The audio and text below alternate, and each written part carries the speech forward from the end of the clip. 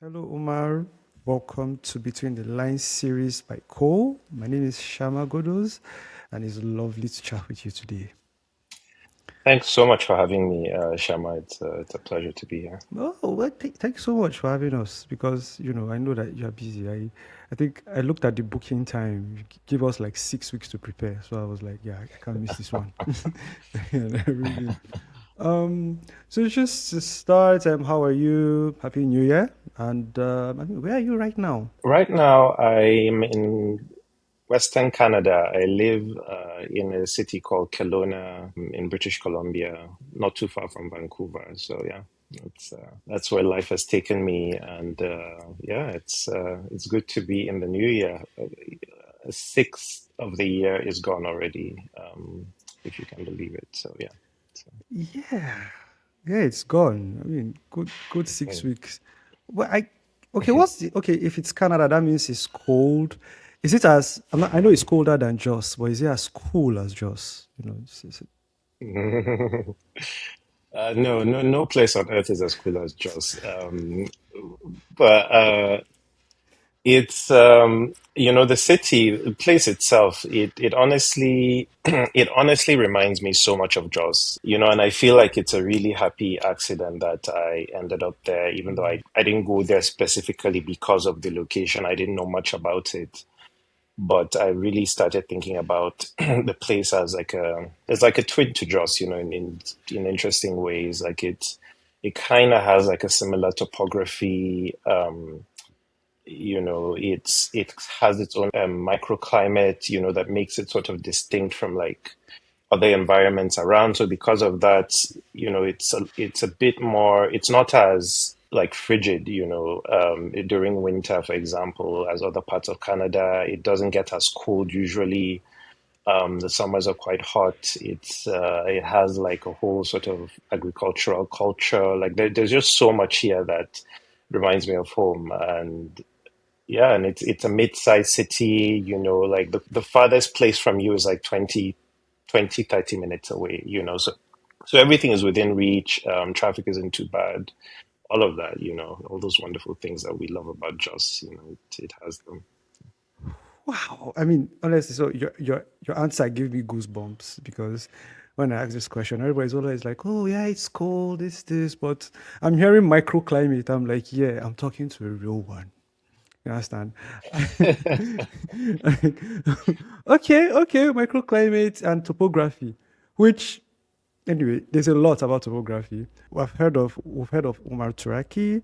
I think in my DMs when we posted the photo, when we posted like the poster for this, someone was like, "Oh, that's a very strong voice in speculative fiction," and I'm like, "Hmm." So I think you are pretty known. Tell us a fun fact about yourself that no one knows, something that we won't find. I'm so sorry. Yeah, this is when the things just evaporates from your head. All the things that you think are interesting about yourself. Like I really, really like to cook. It's sort of an unfulfilled obsession. I think every day I form my hand by myself. Mm, About my cooking, my culinary ambitions, but I know I have the talent, and I just have excuses. So I don't know if that's interesting. no, that's interesting. I would have picked up that you liked cooking because knowing how to cook from liking cooking. If the two things happen, Mm, voila. If the two things don't, right. well, it's better to like it and try at it than not to like it and cook. I say this a lot, but yeah, Mm. that's not about cooking. So I think I'll be heading into the novels now because I came to talk about novels. That's what I came for. And I think this chat will focus a lot on Every Drop of Blood is Red, but from your fans, we have questions all over the place. So I will try to fold as much as I can in. So I don't have my copy of Every Drop of Blood is Red because I know you sent me an ARC. Thank you so much. At the time when you sent that ARC, I had a fracture, so I was healing from a fracture. I was on crutches, and all I could do in my house was read. So when I saw on Twitter, you're like, if you want an ARC, hit me up, and I hit you up, and then I got it. And from that ARC is actually one of the reasons why I am talking about books now the way I am because I just made a video and I was like, I can do this, before my leg heals. And then here we are with the channel, and I'm with Cole now interviewing authors. So thank you so much. If anybody asks who inspired me again to resume, I would say it's Every Drop of Blood is Red, that ARC. So thank you so much. And Yeah. yeah, I had read Such a Beautiful Thing to Behold before then. I would say it was a little less, it was more emotional, but I would say it was not as clear as Every Drop of Blood is Red. How do I put it? Basically, Every Drop of Blood is Red was very, it felt like a lot more accessible. That's the word I'm looking for. Yes, accessible, because it was something, because it's a revenge story, and revenge is something that everybody can relate with. So first, how was the marketing for this like?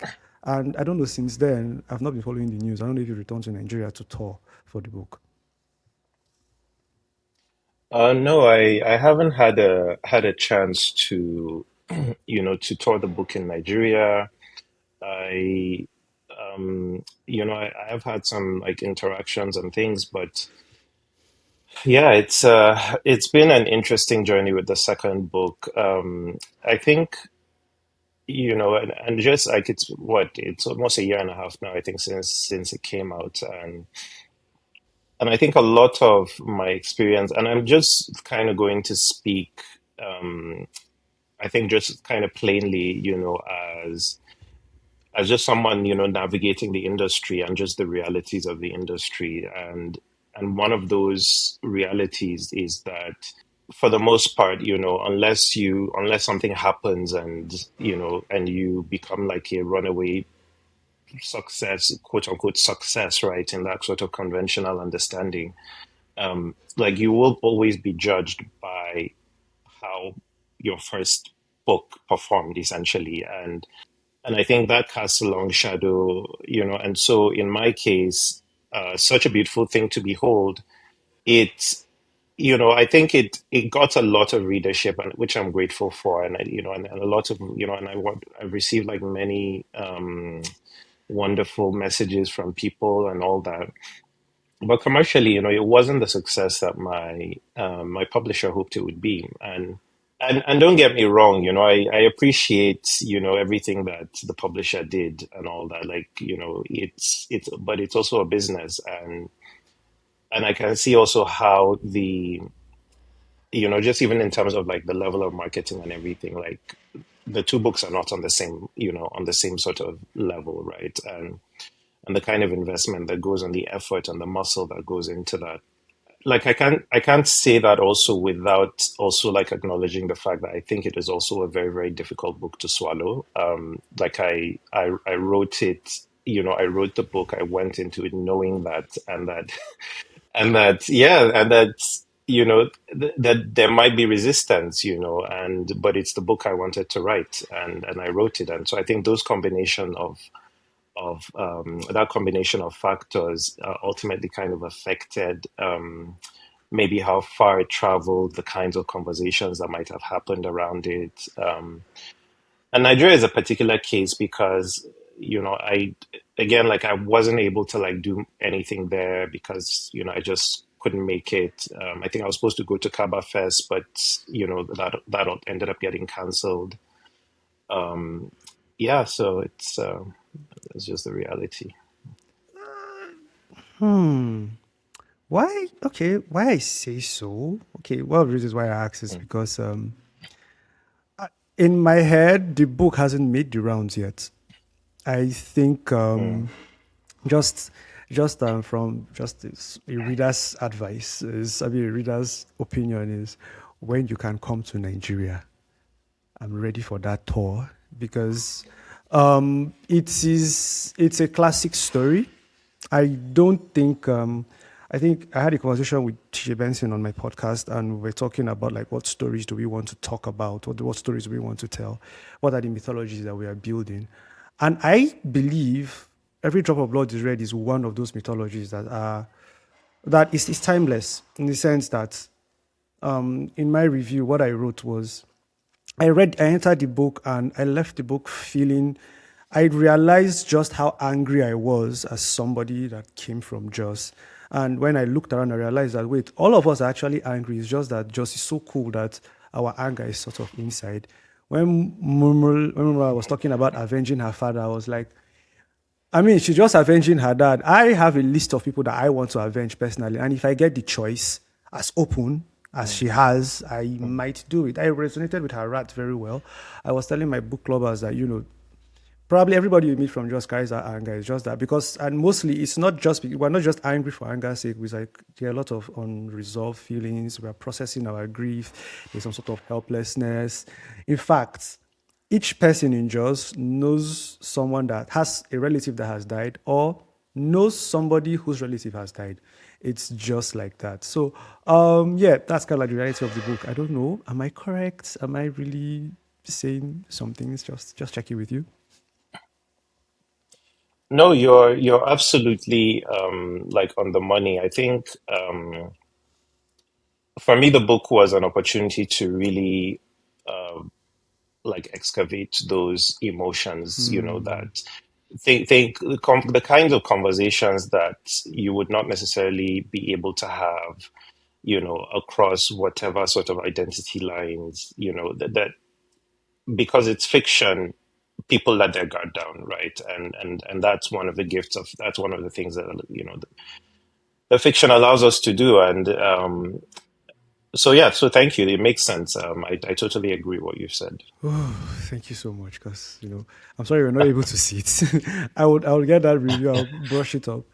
So I would like to start with the writing before I step into the characters. I enjoyed the writing. It was clear. I could feel. I liked the pacing. I think, like I said, like I said, it felt very commercial, very easy to follow. Because when I was reading such a beautiful thing to behold, I was like, oh my god, this is. It felt like I was reading some Benokri type of reading because it was very speculative and the whole world was gray.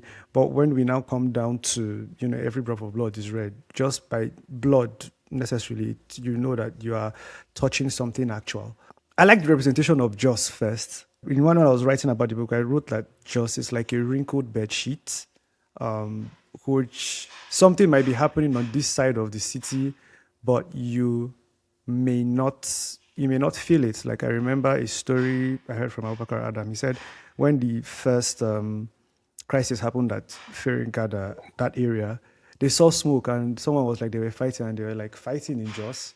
No. So I wonder, is that your reality in Jos? Would that be like your account of how like Jos handles like this event, just as it at least at the first, I think early in the early 2000s. Um, I mean, honestly, my experience, like I've lived basically my whole life in draws. I would travel for spells.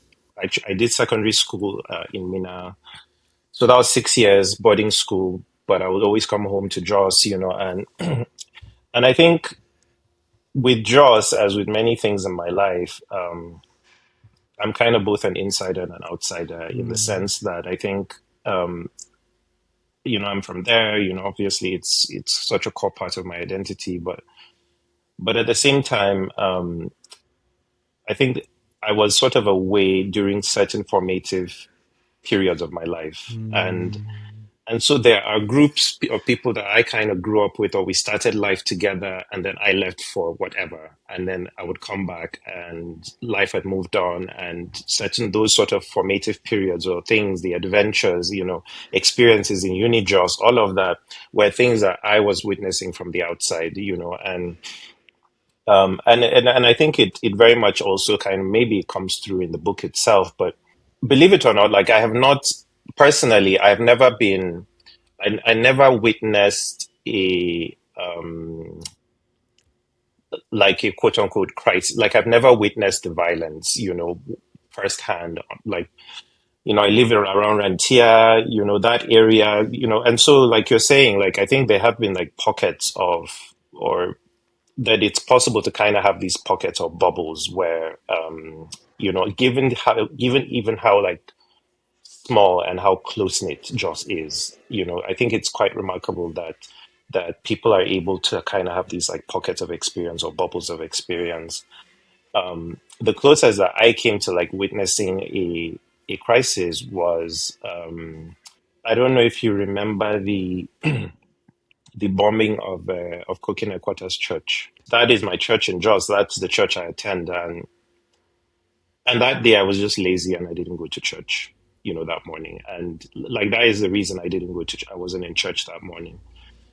And when I heard what happened, like we drove out there, and I don't even now, like looking back at it now, like 12 years ago, like I don't remember why I even went there, but we drove out there, kind of trying to like get a sense of, who was hurt, there was no information. And then there was like this anger that was sort of spilling out. And people on, so that road was basically blocked off and there was no traffic. And then people that were basically passing through Hill Station roundabout, passing through to Ibrahim Taiwo and going on, that was kind of where the traffic was piling up. Mm. And suddenly this like mini militia had built up because people were angry. And I remember like my mom was there and she was just like, she wanted me to get out of there as quickly as possible because my name was Umar, and so I'm someone that has really kind of, I think, navigated those, I guess, those sort of borders or like liminal spaces between the identities. Like I've always, it's always been very, very, very complicated for me. I've never been able to just see it from like in one color, in one Mm. dimension. So. I mean, I can imagine why you would choose to like, center the book around like all of those events that had happened in Just. But if we could go deeper, like, was it for journaling purposes? Was it for documentation purposes? Was it to, just preserve the story? Why was this your second book? So the impulse to tell that story from me, like it came, it was originally supposed to be a TV show. I first conceived of the story and the concept as a TV show 10, 12 years ago. And I kind of tried to get it going. I had like a whole pitch deck. I, wrote a pilot episode and it was something that, it was just one of those projects that, yeah, eventually I'm going to like make it, one day. And so when the conversation came up with my publisher for my second book, there were different ideas that I like forwarded to them. And, and in a kind of moment of, um, I don't know if I should say desperation, but I needed to give something that was compelling and interesting. And so I kind of looked at this idea and I was like, yeah, like it'd be fun to like try this out in you know, as a novel, and they liked it, and I got the green light. So that was it. But the desire to tell the story itself, it really just came from a desire to, like, I'm very, I want to like represent where I come from. I want to like showcase where I come from, in all of its beauty and all of its difficulty, and I wanted to engage meaningfully with Joss, as just like for me a site of formation, a place of belonging, a place of dreaming, for me a place of peace. I wanted to engage with it meaningfully and with its dark past, and I wanted to do it in a way that was accessible at the same time. So. Who was responsible for the pacing in the book? Because it was beautiful. Um, Paced beautifully. I mean, it's a story of revenge. So it's the tension keeps increasing. She wants to try. She's failing. Obstacles are coming and going. But I also found that pacing to be very in tune with how Joss is because it was such a, for all the feelings that were there, it was such a quiet novel. Because I think when I'm reading a book in Lagos, after like 4 pages, there's a car blowing up somewhere. There's just this whole tectonic, everybody is moving up somewhere. But in Jaws, people were going from places to places. Pamson will leave the shop and go and bake in go and bake in school and come back. And I'm like, not in a big city. So yeah, who was in charge of that pacing? Like, was there like, do you guys do extra work? Was there like a storyboard where they were like, okay, so this is the music we're going to, because I really found that excellent. Thank you.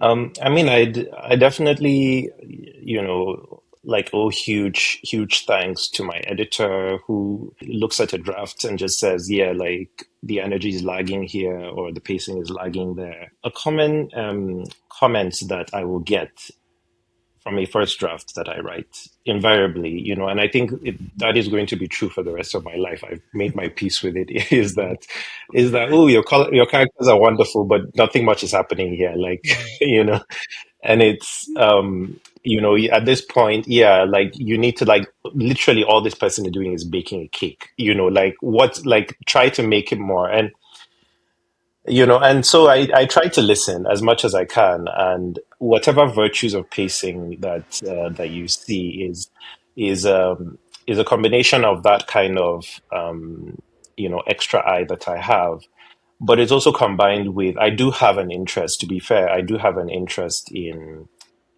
like, in a plot that, I like plot. I like the idea of plot, the idea that you have like a chain of sort of events and things, and one thing leads to another, and that it can be propulsive, it can be slow. There's so many like shapes that you can sort of give to it. Like, I like playing with that kind of stuff. So yeah. So this is a question from Ifan, who talked about like what the story gave a taste of. They were talking about, like, the first part was literary fiction and the second part was speculative. What was the inspiration for that? That was their question. Um, so I can see why people would sort of split it up, because yes, it's split up, and this bizarre thing happens halfway through. It's easy for people to feel as if the book stepped out of like one genre and into another, and but honestly, to me, it's like it's one genre. It's realist. Like, for me, it's a work of realist fiction. Even though it's a rapture that happens, and the reason I say that is because, like, it functions very much in like a realist mode. It follows, like, it's very, very grounded, even in spite of this strange thing happening. Like, the perspective and the book's posture, like, it doesn't change, to sort of accommodate for this thing. And that was very, very intentional. For me, like, the book is only like multi-genre to the extent that our lives are like multi-genre, right? You wake up one morning and you're like in a mundane sort of slice of life literary novel, and then, I don't know, you're in love and you're kind of going through like the sort of story arc of like a romance. You're running from a someone that wants to steal your wallet or whatever. You're in a thriller. So I think our lives are like multifaceted in that way, and it was an experiment in sort of erasing the distance that's between the reader and the character, and and trying as much as, like, we say when we come to fiction, we're like, oh, I want to like walk in this character's shoes, I want to experience what they experience, I want to feel their pain, I want to feel their joy. But as a reader, like, you have a power that the character doesn't, which is that you can make the story stop, you can close the book, you can check out, at any point. And for me, I wanted to erase that distance, and in this situation, at that moment of this event happening, hopefully that you as the reader and the character almost kind of become one person, that you are literally experiencing their disorientation. You are experiencing whatever it is they are experiencing. And that is something that will be in your head, and you can either choose to, again, you can choose to close the book, even though the damage is already done, and hopefully it's something you'll carry and think about. Or you can say, okay, you know what, I'm just going to stick it out. And invariably, I think if an event like that happened to us, in the world as we know it today, I don't think that there would be any easy answers. I think there would be basically attempts, there would be theories, there would be sort of, different communities would like lay claim to it, I think. And but there isn't going to be one definitive answer, and I think that's just true of how we experience life, and the things that are mysterious to us. I Oh, don't know if that makes sense at all, but yeah, no, that's it makes sense because I think I probably just cracked it now. Oh, sorry, I think my head is exploding now. So, um, yeah, no, exactly, and I think for so many people that is an unresolved question, right? It's yeah. okay, I need to read this book again. Thank you so much. That was clarifying. Moving on to characters now, because across your novels, your characters have been lovely. They have been they have been nothing short of spectacular. Like I remember each character as if it's a person I have met before. That carried through such a beautiful thing to behold. Where I started even like at some point I felt for those kids. Like it felt like I knew the villages those kids were by virtue of how they spoke, how they acted, what they did. I could imagine exactly the walls in the house. I think the house at the other side of the village where those kids now sort of like formed this a lot of the flies camp. I know that speaks to your powers as a filmmaker. Where does this power come from? I don't know. Where did you get it from? Is it training? Is it also a talent? Is it talent and training? Is it an MFA? Because I would like to be that. I would like to be as good. Uh, yeah, my goodness. It's Joss, it's something that's in the water in Joss. So yeah. Okay, okay. All right. That I'm said half in jest, but I think, and you're asking specifically about like characterization, right? yeah, characterization. Like, so I think you can just start like what how do you see characters? Like, what is your view of characters? What can you like break it down to like the mechanics of probably how you generated these characters for these stories? How did you make them so very how do you make them affect the reader so much? Because I was very affected by those things. Their struggles became my struggles. So like, what is the source? That's essentially what I'm asking. I mean, I think it honestly, it's just like an interest in people, and and just recognizing that people are more complicated than we want them to be. People are, I think, ultimately more interesting than perhaps we realize. Like they have all these hidden corners, like everybody has it, everybody, and everybody is interesting, in that way. And fiction allows you to kind of tease out those hidden corners, and so you can take any kind of character, no matter what they do, no matter who they are, someone that you might look at you might look at or meet and feel like they're not an interesting person or they're boring or whatever. Fiction can make them interesting because fiction allows you to really get under their skin. So for me, it's kind of that, that I'm really interested in, what are the things that this person is hiding, what are they shaped by, what are their relationships, how do they interact with people, how do they see the world, how do they see themselves, and trying to be as honest as possible, with sort of how you like, depict those things. For the most part, there are no easy villains or easy heroes. Like they're just people, and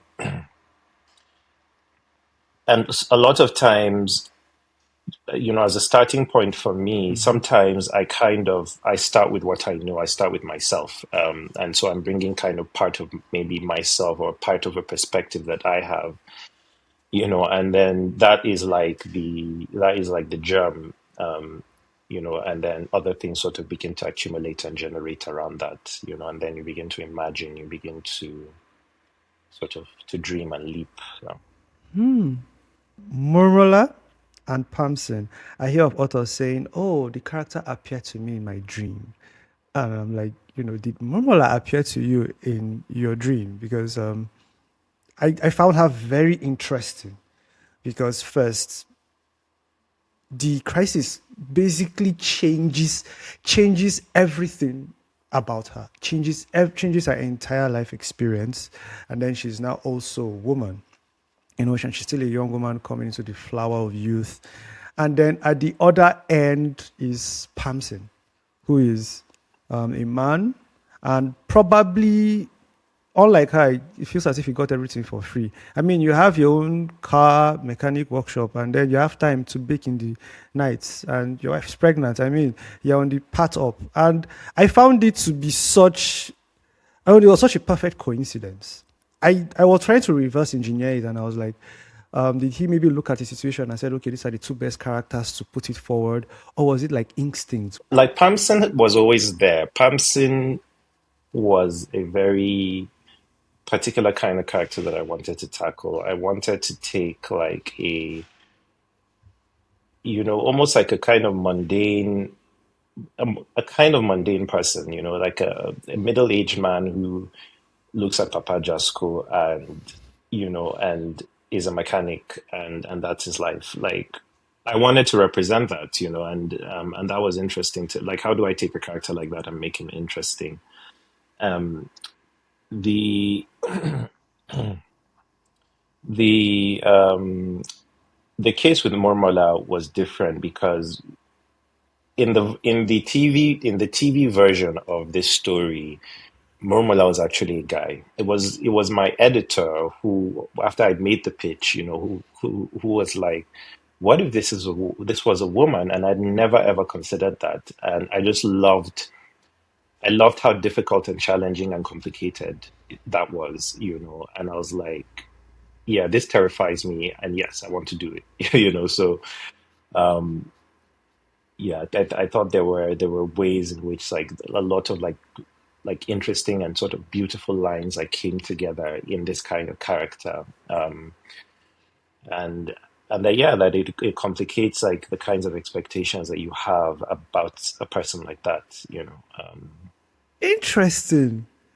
Well, so we've called this the second time you're mentioning your editor. Please, can you? I would like to shout out to your editor. What is their name? And when you're, are they ever going to come to Jos? Because there's this new tea place that opened in Jos that shit. They make like amazing tea. So like, I would like to take you guys out for tea.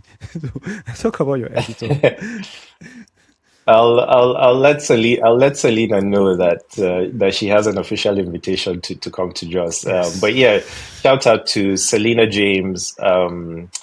Yeah, who read my novel, my first novel, and felt there was something there, and she basically bought the book and gave me my career as a novelist, and she championed these two novels. So I'm deeply, deeply just grateful for her recognition of what I have to offer.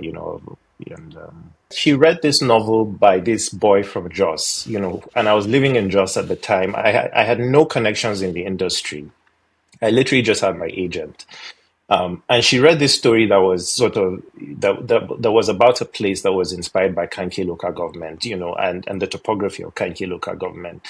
And she was like, "Yeah, like I like this. Like there's something here, like it's yeah. I think it. She's cool. Yeah." Yeah, yeah, we might add some fish to that tea too, like just like maybe like yeah, it's for real. So this is a question from one of our readers, and it's about such a beautiful thing to behold. I was really hoping to get into that book by myself, but no problem. They wanted to ask about this clever character Tong Zoom. They were wondering why you need to give Tong Zoom a voice, like you did to a number of characters in the story. That's such a beautiful thing to behold. What was the reasoning behind that? Initially, when I started working on the book, I think there were only like there are four siblings, but I only like wrote from the perspective of I think three, and then one other character. And and by the time I was done and sort of my editor had it and all that, like no, actually even before like my editor got it, I think I ended up like expanding the perspective so that you were having like chapters from like the perspective of like six different characters. And so you have the four siblings and you have their two sort of love interests.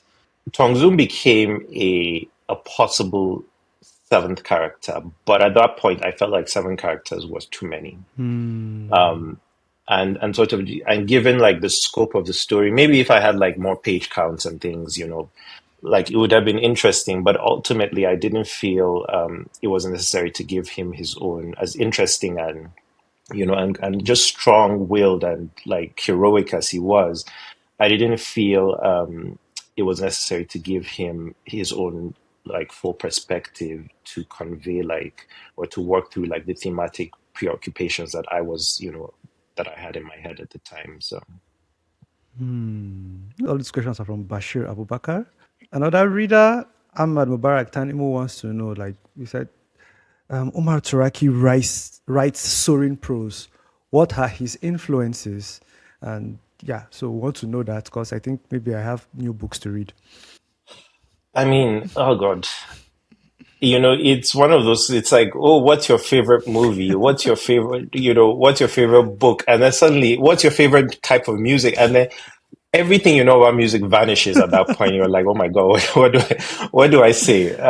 But like in terms of influences, perhaps the single maybe biggest influence, and I don't think this is like, for me, it's really, I don't think it's something that's like evident. When you look at my writing, I don't think you would associate it with him. I mean, but Cormac McCarthy for me is a huge, huge, huge influence. And in many ways, in sort of the conception of worlds, in I think his prose is.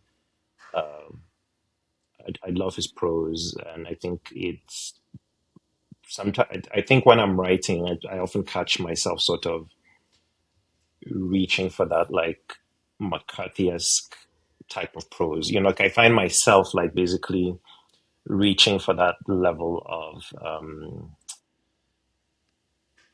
I don't know, attainment. Like I desire to sort of that is something I aspire to. I think always.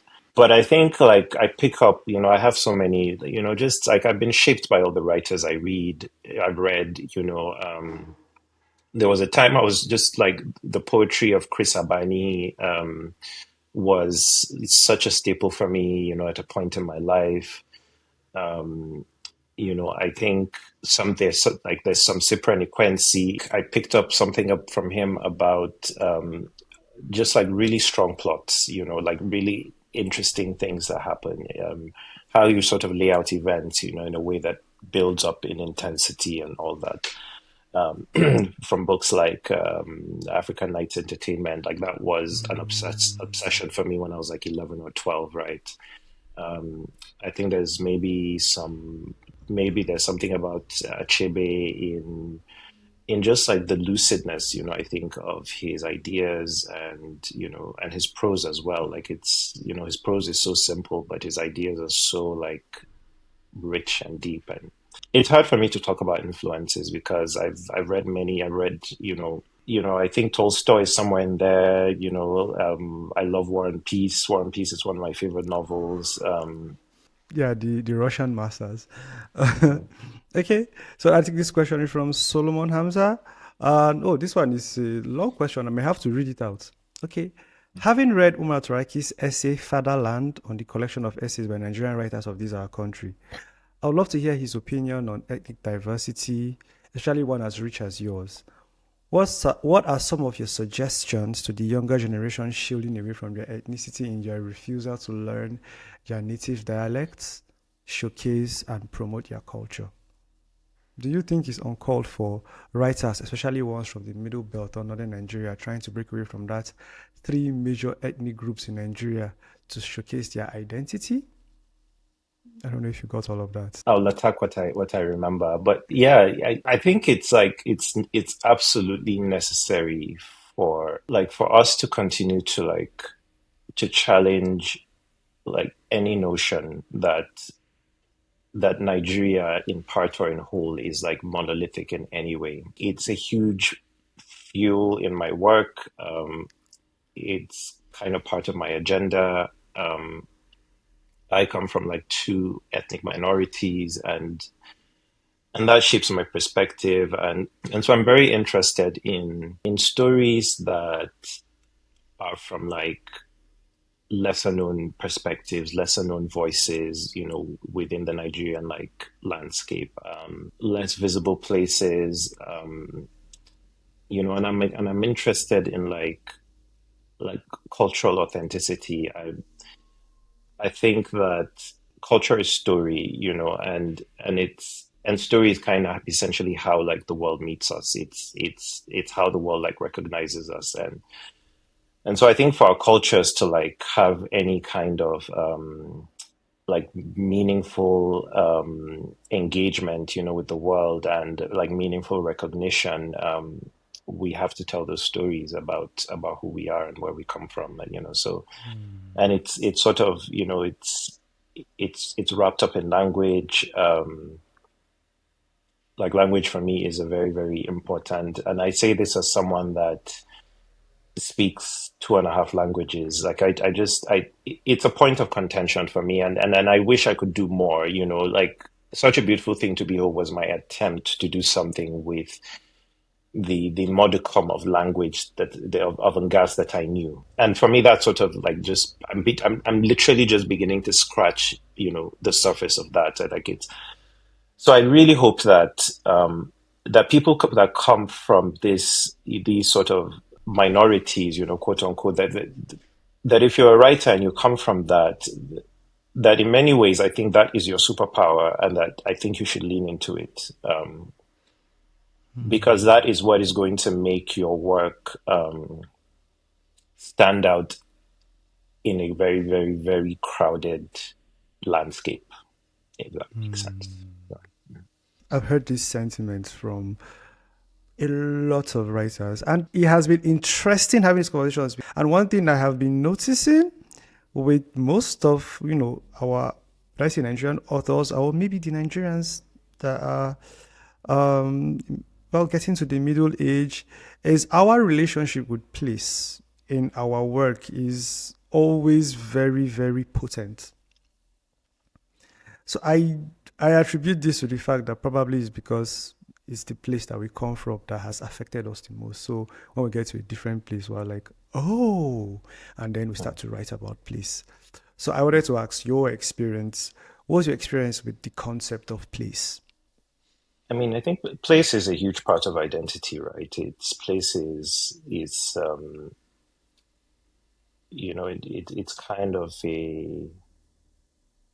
it's like a vessel. It's a container. It's a cradle, like and and and my own understanding and relationship with it has really really been evolving. And and there was a time when I felt like, man, I was going to live and die in Jos. And if I left Jos, it was going to be some kind of failure or some kind of betrayal to this idea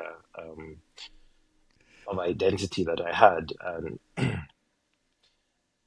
and obviously that has changed since I got married and had kids, since I obviously moved to a new country. Like place is also something that I carry, and that that I carry the place as much as the place carries me. And I think by virtue of kind of having had that relationship with the place, whether I am there in person or not, like it's something that will always be a part of me, right? And I think that's the magic of being human. Migration is such a huge part of, like, it is, migration is the very definition of humanity. Like it's adaptation, it's resilience, and all of that. And we kind of make the choices that we need to make, for whatever reasons that are pertinent to us. But ultimately, we carry the places that we move through, and those shape us. And as artists, I think they feature and they come out in interesting ways. So What is the best piece of advice that you've received that stuck with you?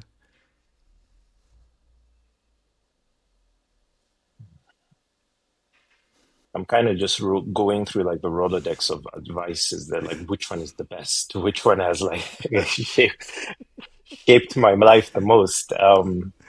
One piece of advice that has shaped my life the most, and I don't know whether I would give it to someone, but I think I would do it again, like given the chance. And basically, I was in film school at the time, and this director sort of, he came on and he was talking about what it costs to like become a filmmaker and to, in any meaningful way. And he said, burn your bridges. He said that, you have to burn your bridges. And as a very ambitious, hungry 21-year-old, I heard that and I took it and I ran with it. And basically what he meant was that do not give yourself a second option. Like this has to be the only option for you, and do not give yourself like easy exits, out of this path that you've marked for yourself. And and I think for better or worse, like I think it has worked out for me. But my understanding also has kind of evolved in the sense that I think we are made up of many things and many interests and many experiences, and that it's also important to be open. So I've kind of taken that as, that if you want something hard enough and badly enough, I think you should take a bit of that advice, which is that you should never back down. If it's something you want, for yourself, you should never back down. You should go hard. You should chase it, no matter how long it takes. But at the same time, you should also be open to the fact that you are more than that thing that you are after, and that your life can be made up of many things, and that there can be all these wonderful layers if you are open. I'll take that because some of us too, we burned our bridges like recently.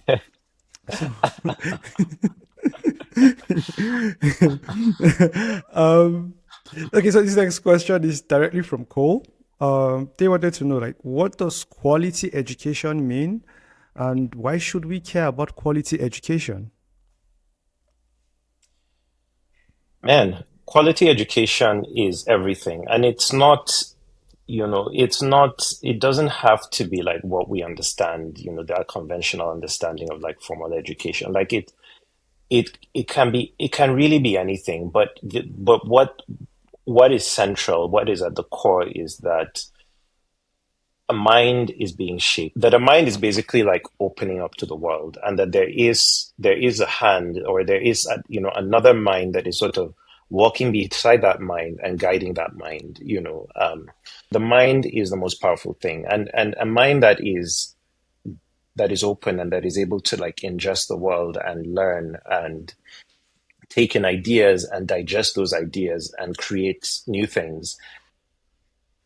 Like anything is possible, right? So an educated person is an empowered person, and when you educate someone, you basically change their lives. You give them the keys to the kingdom that they want to build. It's I think education is an incredible act of imagination, and it's a necessary act of imagination that needs to continue to happen everywhere, with all people.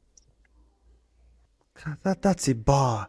Leads me to my next question. Like, is it too soon to ask you what is next? I mean, I feel as if it's too soon, but is it too soon to ask if, like, there's another thing on the work? Because I know that it's maybe not another novel, but possibly another film or a film. Who have you Yeah. been talking to?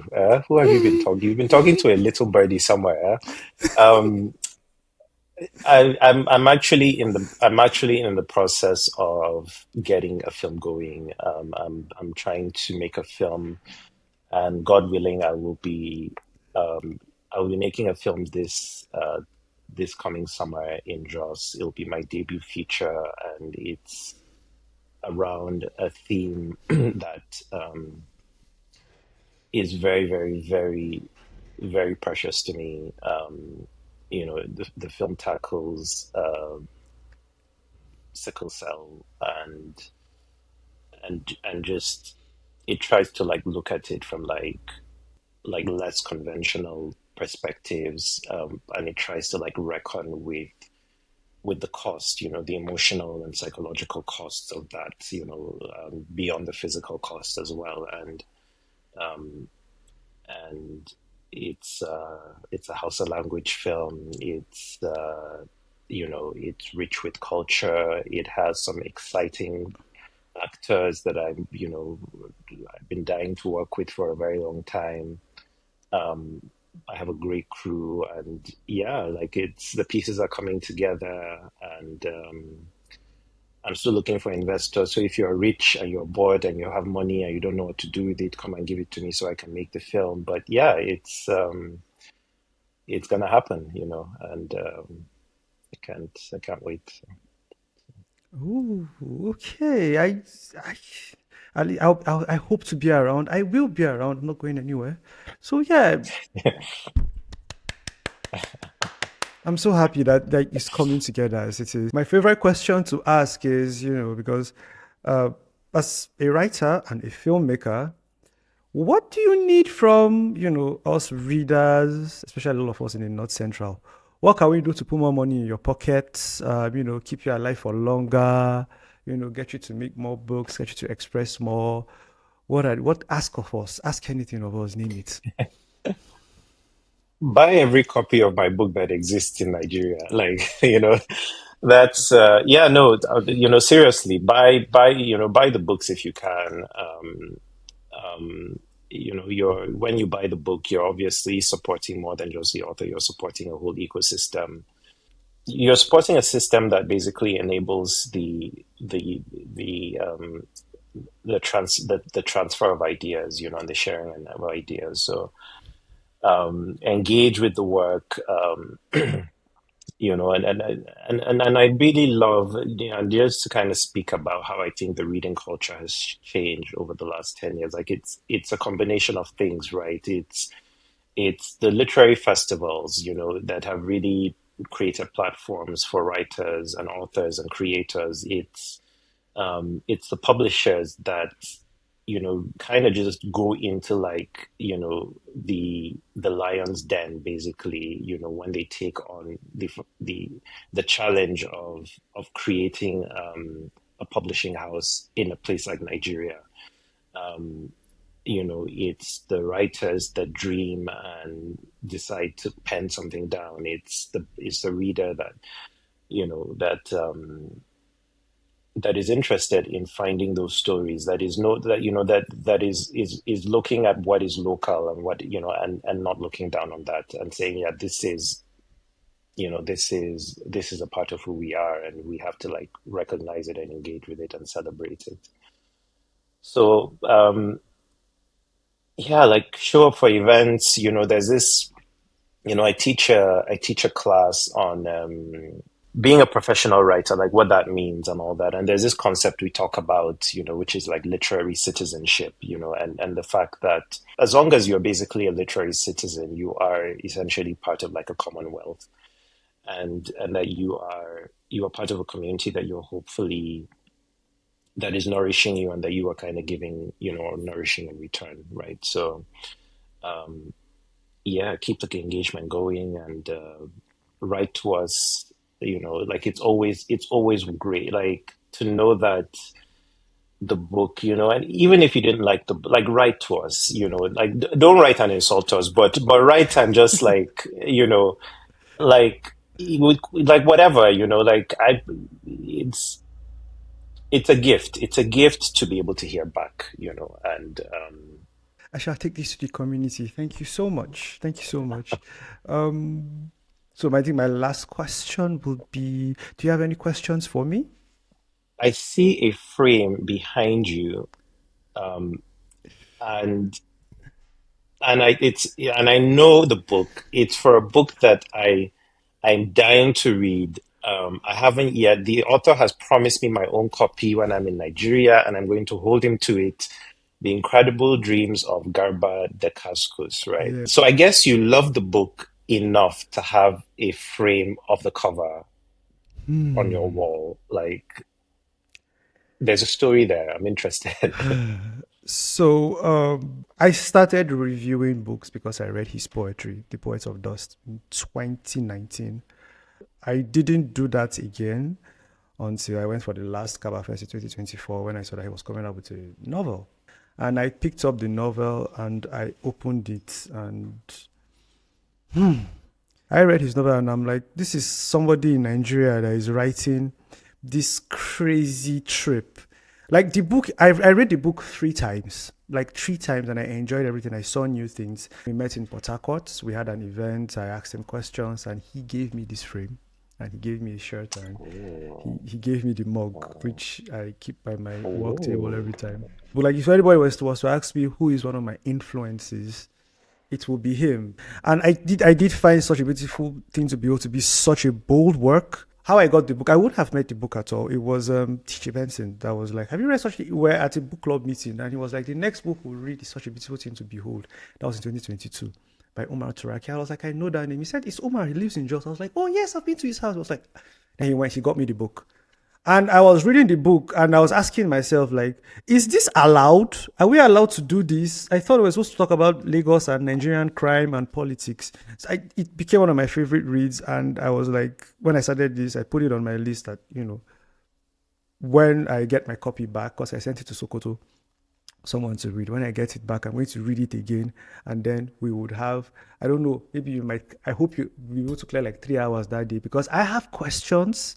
I have the little Warty workshop I have done, I have elements of fiction, styles, and things to get down into. So I'm really looking forward to that. If you would have the time, it will be a very great honor. Personally, this one is for the channel. So yeah. I would love to. And thank you. It's, yeah, thank you. Okay, I really appreciate it. I'll be in touch on that. And thank you so much for our team interview. Is Thank you so Yeah, much. Thank you for your time, and I really hope to speak to you again. Thank you. thanks, Shama. Speak soon. Okay, speak soon. All Have a right, great evening, Umar. Oh, it's morning, sorry. all Have a right, great morning, Umar. all right. You too, man. Bye. Yeah, bye bye.